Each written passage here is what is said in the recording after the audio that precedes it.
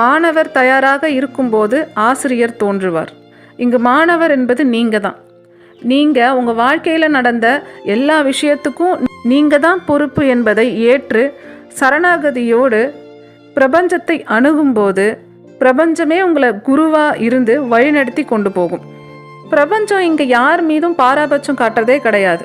எல்லாரையுமே சமமாக தான் நேசிக்குது. யார் கேட்குறாங்களோ அவங்களுக்கு கொடுக்குது. யார் பிரபஞ்சத்தினுடைய கதவுகளை தட்டுறாங்களோ அவங்களுக்கு வழிகள் திறக்கப்படுது. அவ்வளவுதான். நீங்கள் உங்கள் வாழ்க்கையை பாராட்டும் போதும் நீங்கள் பாராட்டக்கூடிய விஷயங்கள் அதிகமாக கவர்ந்து இழுப்பீங்க.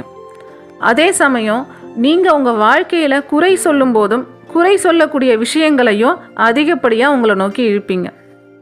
உங்கள் மனப்பூர்வமாக, இதயபூர்வமாக, ஆன்மபூர்வமாக போற்றி ஒரு விஷயத்தை பாராட்டும் போது, ஒரு விஷயத்தை நீங்கள் அங்கீகரிக்கும் போது அது பல மடங்கு உங்கள் வாழ்க்கையில்